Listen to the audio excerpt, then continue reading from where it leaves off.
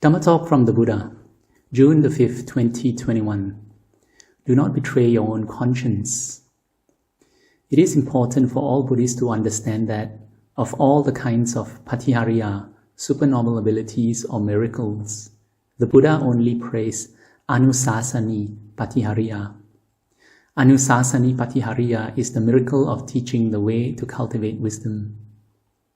Although the Buddha did not deny the existence of idipatihariya, the miracle of psychic power, and adisena patihariya, the miracle of mind reading, he discouraged the use of supernormal abilities for the wrong purpose or the frequent use of them, and laid down a rule prohibiting the exercise of such abilities by bhikkhus. Falsely claiming such attainments, or so-called falsely claiming uttari manusa dhamma, is regarded as parajika offense, a defeat rule that entails expulsion from the Sangha for life. In one of the Buddha's similes about the 5 great thieves, such a bhikkhu is compared to the 5th of the great thief monks, the worst of all thieves, or the chief great thief, living his life with false speech, lying to the world. Despite the Buddha's rebukes, there are monks who live their lives lying about their supernormal powers and using these as a means to gain material wealth from their lay followers.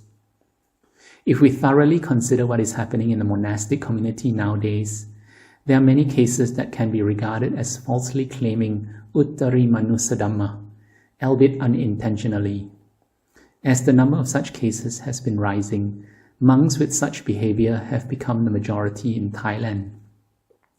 Although these monks have not been defeated or asked to leave the monkhood by the Sangha, it is certain that deep down inside, they must know they are guilty, unless they betray their own conscience. If, despite knowing that it is against the monastic rule and regarded as a serious offense, they still continue in this way, they are automatically defeated or close to being defeated in their monastic life of being so shameless in wrongdoing.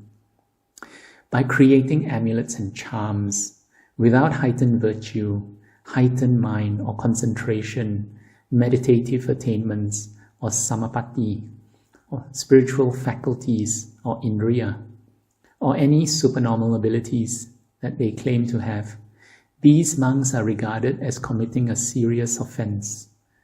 They are thus automatically defeated and fall from monkhood immediately. Although they claim to be monks or samanas, they are actually not and cannot be monks. It is just like the story of the donkey who claimed to be a cow.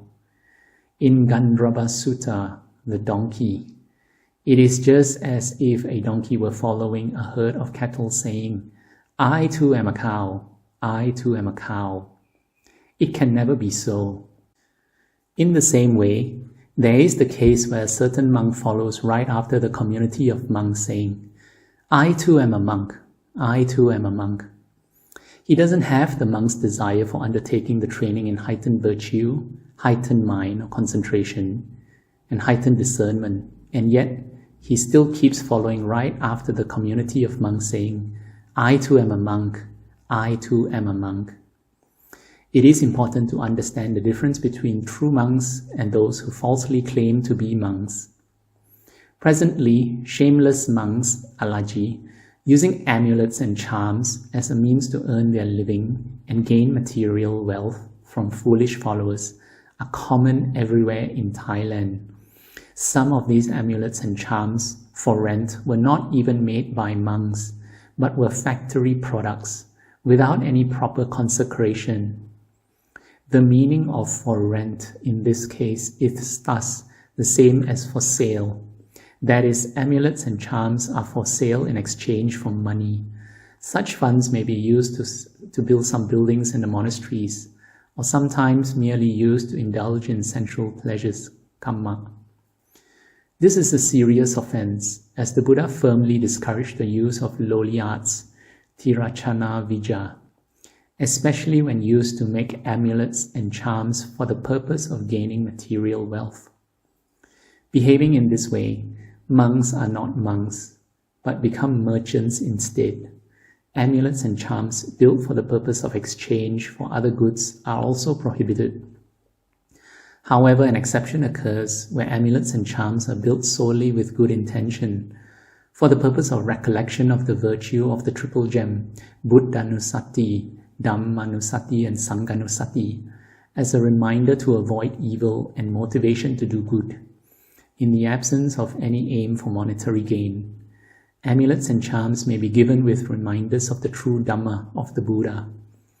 Amulets and charms have no inherent sacredness or superpower, such as providing immunity from weapons.